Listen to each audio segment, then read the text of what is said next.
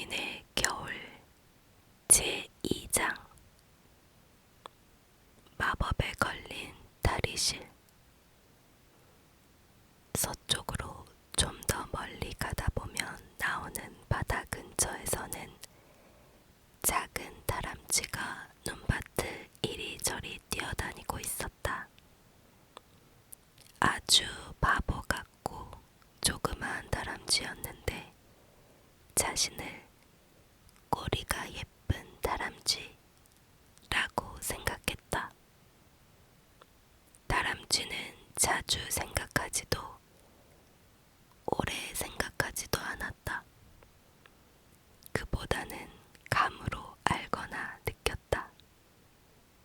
방금 다람쥐는 담요가 딱딱해진 느낌이 들어 새 담요를 찾아 나섰다. 다람쥐는 무엇을 찾고 있는지 잊지 않으려고 가끔 새 담요 라고 중얼거리며 되뇌었다. 다람쥐는 뭐든 너무 쉽게 잊어버리곤 했기 때문이었다.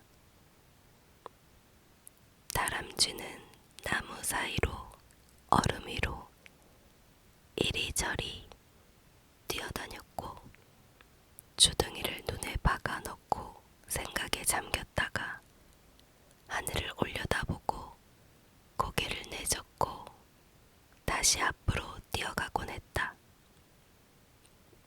마침내 동굴까지 간 다람쥐는 안으로 들어가 보았다. 하지만 너무 멀리까지 가는 바람에 집중력을 잃었고 담요를 까맣게 잊어버리고 말았다. 그 대신 꼬리를 깔고 앉아 자신을 꽃수염이 예쁜 다람쥐 라고 불러도 되겠다는 생각을 하기 시작했다. 눈더미에 가로막힌 동굴 입구 안쪽 바닥에는 짚이 깔려 있었다. 집 위에는 반지로 만든 커다란 상자가 놓여 있었고 뚜껑에는 바람 구멍이 나 있었다. 다람쥐가 깜짝 놀라 말했다. 이상하네. 전에 왔을 때 저런 상자는 없었는데 틀림없이 뭔가 잘못됐나 봐. 아니면 내가 다른 동굴이랑 착각했거나 내가 다른 다람쥐일 수도 있겠지만 그렇지는 않은 것 같은데. 뚜껑 한 기퉁이를 조금 연 다람쥐는 머리를 안으로 들이밀었다. 상자 안은 따뜻했고 부드럽고 편안해 보이는 무언가가 들어있었는데 갑자기 다람쥐는 담요가 떠올랐다.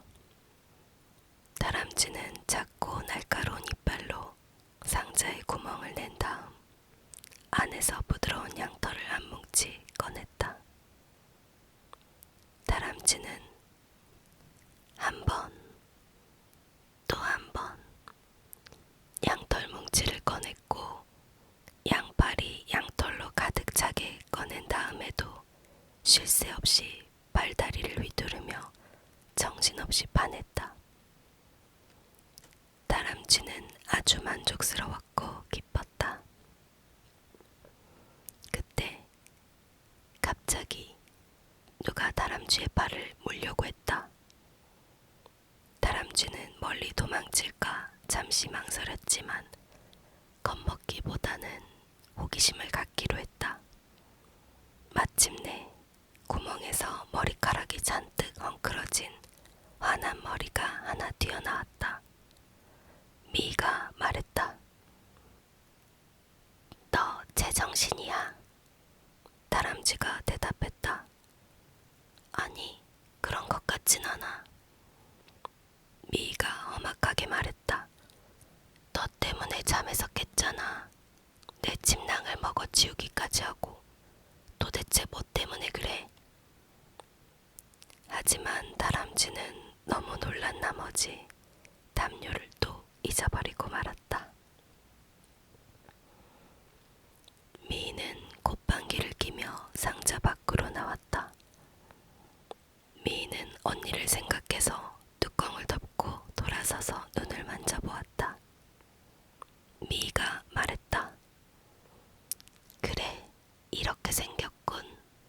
별 희한한 게 다 있네. 미희는 곧장 눈을 뭉쳐서는 정확히 다람쥐를 겨냥해 던졌다. 그리고 겨울을 살펴보러 동굴을 나섰다. 가장 먼저 미희는 얼음으로 뒤덮인 산비탈에서 미끄러지는 바람에 쿵 하고 세게 엉덩방아부터 찧었다.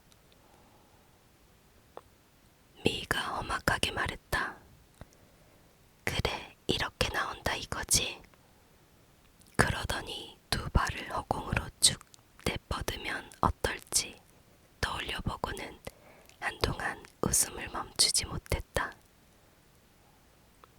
미희는 산비탈을 바라보며 생각에 잠겼다.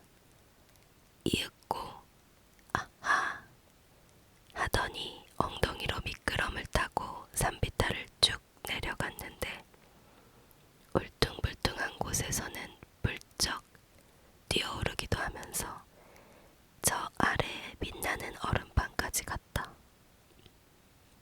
6번이나 오르내리고 나자 미희는 엉덩이가 얼얼해졌다. 미희는 동굴로 돌아가서 반지로 만든 상자를 뒤집어 잠든 언니를 꺼냈다. 미희는 썰매를 한 번도 본 적이 없었지만 틀림없이 상자를 요긴하게 쓸 수 있겠다고 생각했다. 그때 다람쥐는 조금 멀리 떨어진 숲속에 앉아 멍하니 이 나무, 저 나무를 번갈아 바라보고 있었다. 다람쥐는 자기가 살던 나무가 어디 있는지, 무엇을 찾으러 밖으로 나왔는지 아무것도 떠오르지 않았다. 무민이 남쪽으로 그리 멀리 가지도 못했을 때 이미 나무 밑으로 어둠이 짙어지기 시작했다. 한 발 한 발 내디딜 때마다 발이 눈 속 깊이 빠졌고 눈은 처음 봤을 때처럼 흥미롭지도 않았다.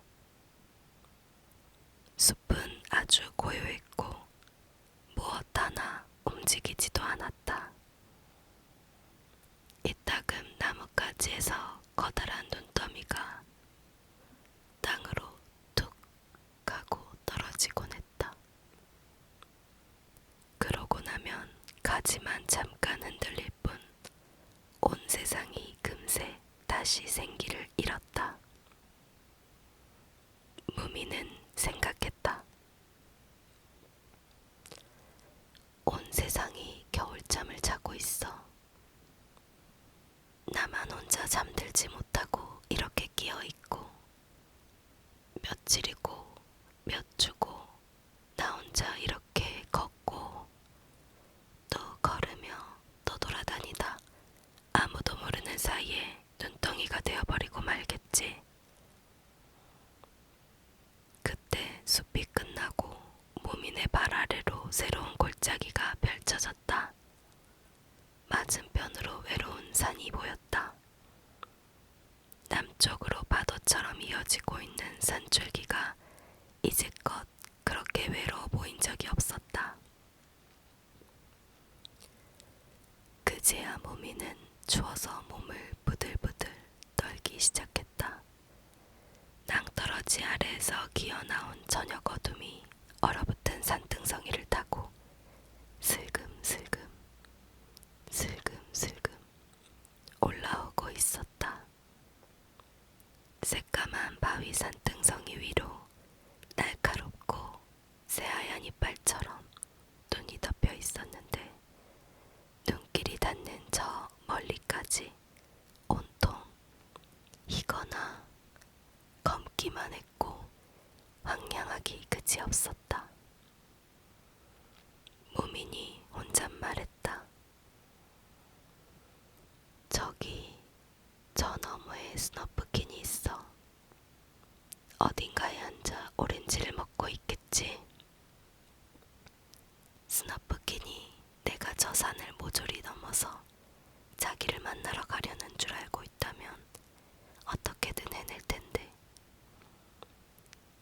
하지만 이렇게 아무도 알아주지 않는 상황에서 혼자서는 못하겠어. 돌아선 무미는 오면서 남겼던 발자국을 따라 천천히 되돌아가기 시작했다. 무미는 생각했다. 자명종을 모조리 맞춰 놓아야지. 그러면 봄이 더 빨리 올지도 몰라. 뭔가 커다란 걸 때려 부수면 무슨 일인가 싶어서 누구 하나 일어나 보지 않으려나.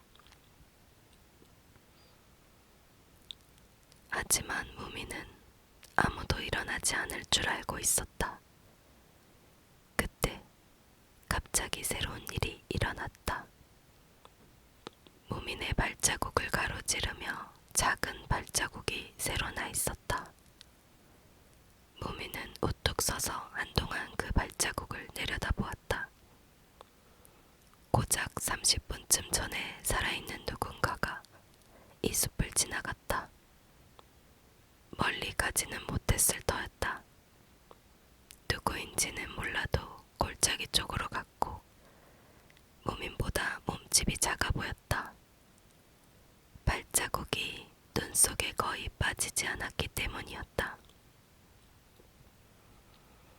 무민은 꼬리털부터 귀끝까지 온몸이 후끈해졌다. 기다려. 떠나버리지 마. 이렇게 소리치며 눈 위를 비틀비틀 걸어가던 무민은 갑자기 어둠과 외로움이 참을 수 없을 만큼 두려워졌다. 이 두려움은 잠든 집에서 깨어났을 때부터 내내 무민의 마음속 어딘가에 숨어 있었겠지만 이제껏 맞닥뜨릴 용기를 내지 못하고 있었다. 무민은 이제 더는 소리치지 않았는데 아무 대답도 듣지 못할까봐 겁이 났기 때문이었다. 무민은 어두워서 거의 보이지도 않는 발자국에서 눈을 뗄 엄두도 내지 못했다. 비슬비슬 걷고 또 걸으며 꾸역꾸역 앞으로 나아가기만 했다. 그때 갑자기 밝은 불빛이 보였다. 그저 작은 불빛일 뿐이었지만 붉은 빛이 온 숲을 따스하게 채워주고 있었다. 그제야 무미는 마음이 놓였다.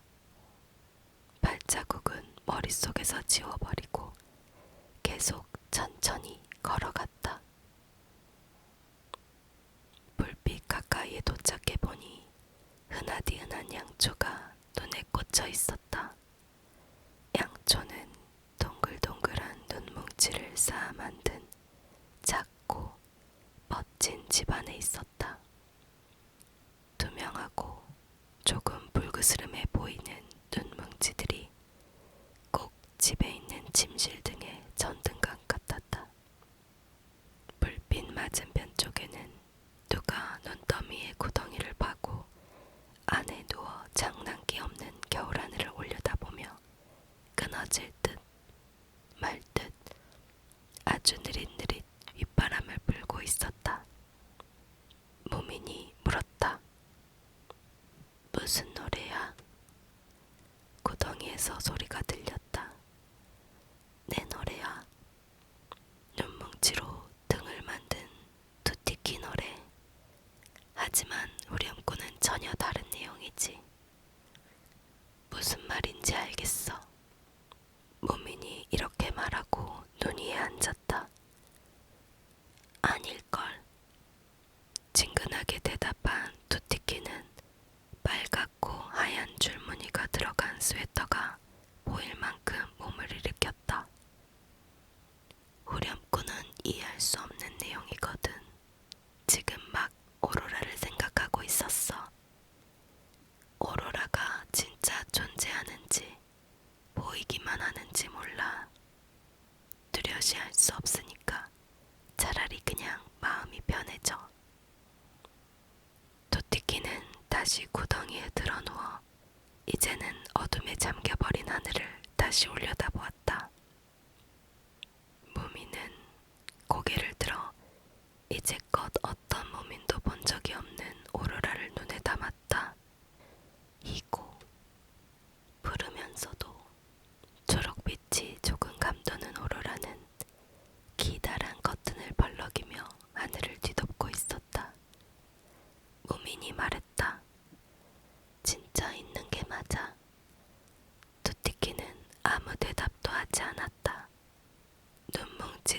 기어가더니 양초를 집어들었다.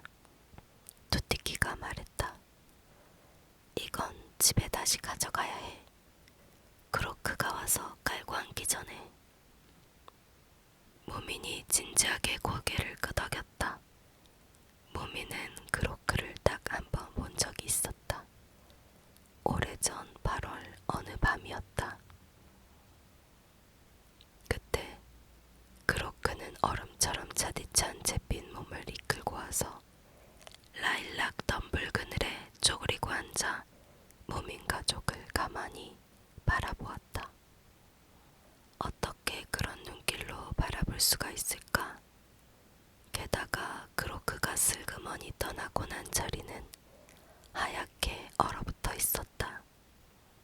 무미는 잠시 고민했다. 겨울은 크로크가 헤아릴 수 없이 많이 몰려와서 땅에 앉으면 오는 걸까? 하지만 이 이야기는 투티키를 조금 더 알게 된 다음에 하기로 마음먹었다. 무민과 투티키가 산비탈 쪽으로 가고 있을 때 무민은 달이 떠오르는 모습을 보았고 달빛을 받은 골짜기는 환해졌다. 무민 가족의 집은 다리 너머에 잠들어 있었다.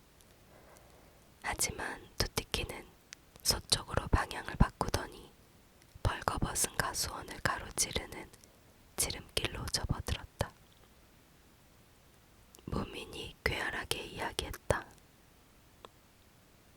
여기에서 사과나무가 자라. 투티키는 걸음을 멈추지도 않고 무심하게 말했다. 하지만 지금은 눈이 자라고 있지. 무민과 투티키는 거대한 어둠이 집어삼켜버린 바닷가에 도착했고 좁다란 부장교를 따라 다리실로 조심 조심 조심 조심 걸어갔다.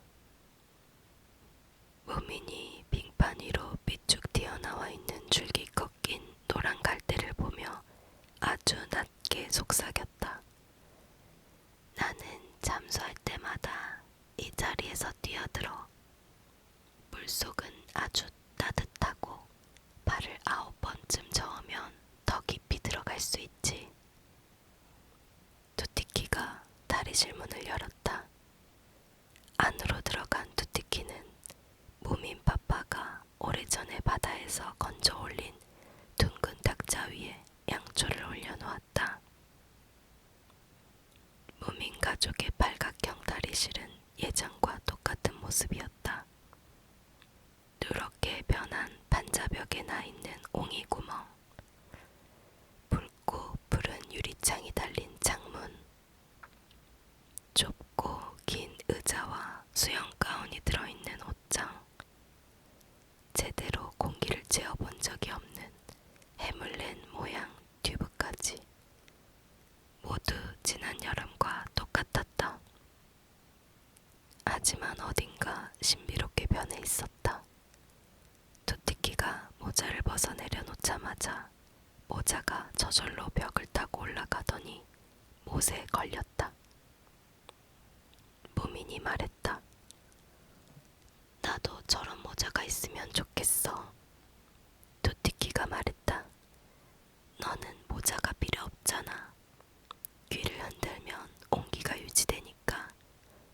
하지만 발은 시리겠네.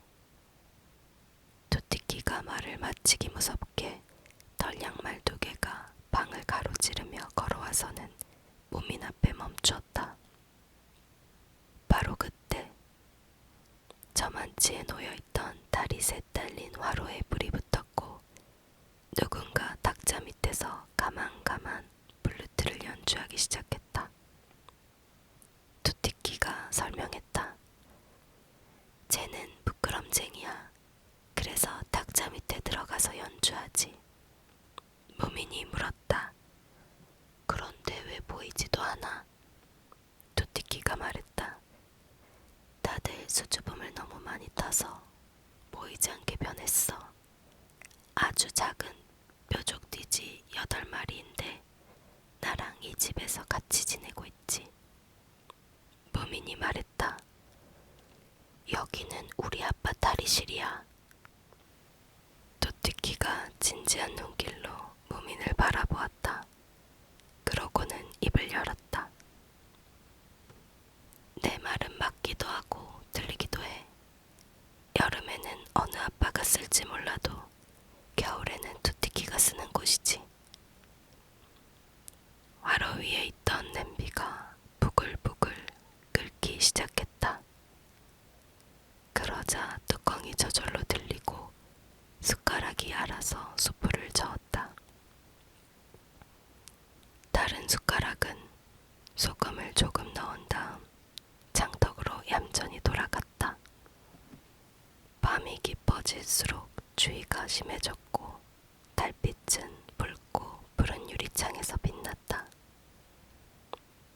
무민이 아빠의 빛바랜 정원 의자에 앉으며 말했다. 눈 이야기를 들려줘. 눈은 이해가 잘 안 돼.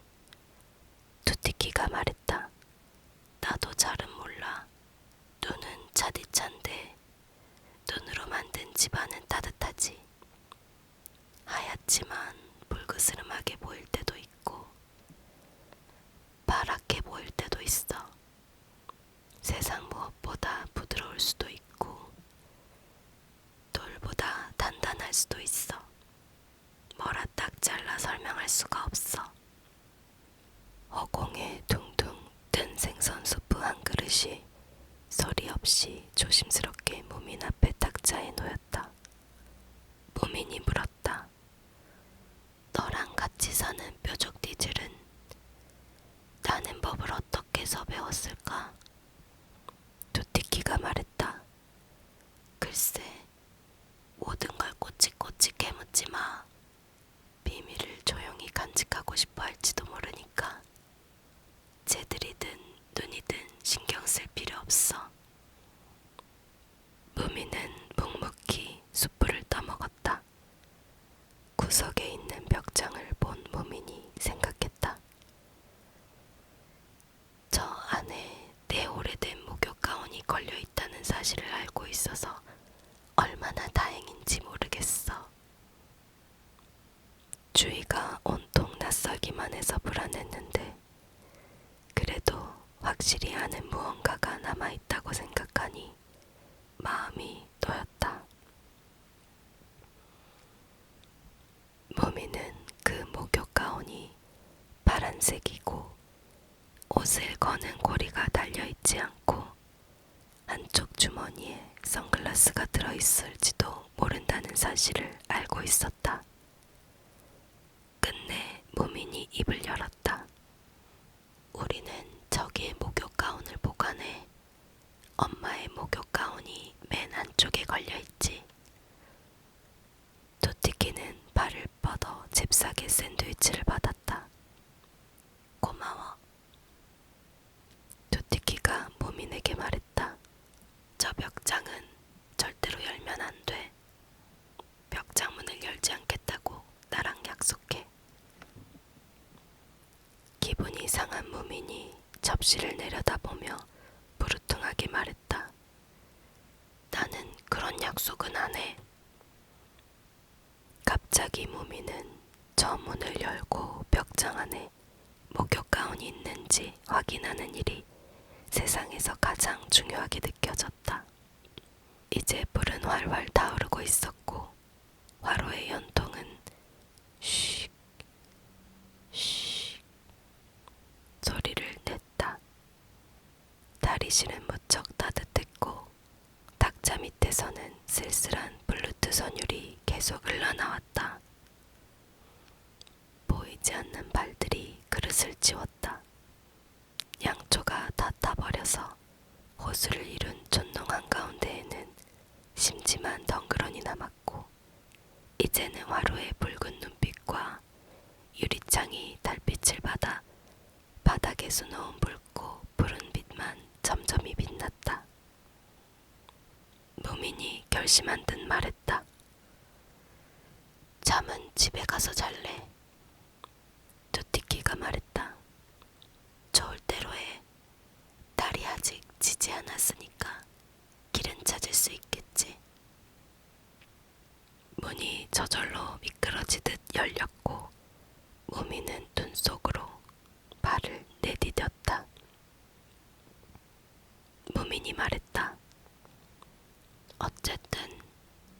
어쨌든 내 파란 가운은 벽장에 걸려 있어. 수프 잘 먹었어. 문은 다시 미끄러지듯 닫혔고 적막한 달빛이 무민을 감싸 안았다. 무민이 빙판 위를 슬쩍 둘러보았는데 커다랗고 둔한 그로크가 수평선을 어슬렁거리고 있는 모습이 어렴풋이 보인 듯도 했다. 무민은 바닷가 바위 뒤에 숨어 기다리는 그로크를 보았다. 숲을 가로질러 걸어갈 때는 나무 뒤에 숨은 그로크의 그림자가 슬금슬금 끈질기게 쫓아왔다. 어떤 불이든 깔고 앉아 꺼버리고 모든 빛이 제 빛을 잃게 만들어버리는 바로 그 그로크였다. 마침내 무미는 잠든 집에 도착했다. 무미는 북쪽에 쌓인 높다란 눈더미 위로 천천히 기어 올라가서 여전히 조금 열려있는 지붕 출입구로 들어갔다. 집 안은 따뜻했고 무민 냄새가 풍겼으며 무민이 지나가자 크리스털 샹들리에가 알아보고 딸랑거렸다. 무민은 담요를 꺼내 무민마마의 침대 옆에 깔았다. 무민마마는 잠결에 가만히 한숨을 한번 내쉰 다음 알아듣지 못할 말을 무얼하고 중얼거렸다. 그러더니 씩 웃고는 벽 쪽으로 돌아 누웠다. 무미는 생각했다. 여기는 이제 나한테 어울리는 자리가 아니야. 저기도 마찬가지고. 이게 꿈인지 생시인지 도무지 모르겠어. 그러더니 무미는 곧장 잠들었고 꿈속에서는 한여름 라일락이 무민에게 다정한 초록빛 그늘을 드리웠다. 미인은 누더기가 된 침낭에 누워 짜증을 내고 있었다. 저녁이 깊어지자 바람이 불기 시작했고 찬바람은 동굴 속으로 곧장 불어들었다. 반지는 젖은 데다 세 군데나 터졌고 침낭 속을 채웠던 털은 동굴 구석구석을 이리저리 헤매며 날아다니기까지 했다. 미이가 민불의 등을 세게 때리며 소리쳤다. 저기 언니. 하지만 잠든 민불은 꼼짝도 하지 않았다. 미이가 말했다. 슬슬 화나는데 처음으로 언니 좀 써먹어 볼까 했는데 말이지. 미이는 침낭을 걷어차버렸다. 그런 다음 동굴 입구로 기어가서 춥고 어두운 바깥을 내다보자 기분이 조금 풀렸다. 이제 다들 잘 봐두라고. 미이가 단호하게 중얼거린 다음 비탈을 쭉 미끄러져 내려가기 시작했다. 누가 그렇게 멀리 가본 적이나 있는지 모르겠지만 바깥은 세상의 끝보다도 황량했다. 눈이 조용히 속삭이며 빙판 위에서 잿빛 부채를 벌럭이는 듯했다. 달마저 저문 바닷가는 어둠 속으로 사라져버렸다. 미인은 고약한 북풍을 향해 치마를 펼치며 말했다. 자, 이제 간다. 미인은 쌓인 눈을 요리조리 피하며 질주하기 시작했고 미이들이 의뢰하듯 다리에 단단히 힘을 주고 균형을 잡았다.